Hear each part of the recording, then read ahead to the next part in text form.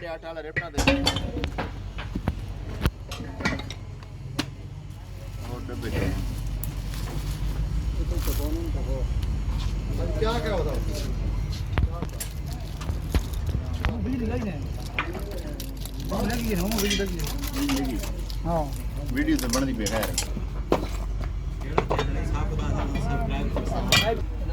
नहीं इथे मैं ठीक हो ठंडी कम देख ली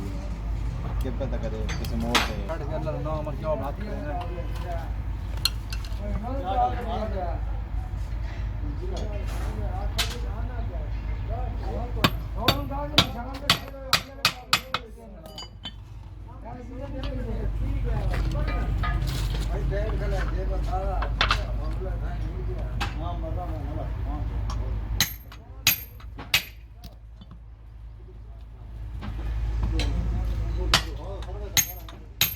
ਇਹਨੂੰ ਤਾਂ ਹੱਡ ਲੱਗਦੇ ਸਾਰਾ ਇਹਨੂੰ ਬਾਹਰ ਕੱਢ ਉਹਨੂੰ ਇਹਨੂੰ ਲੜਾ ਦੇ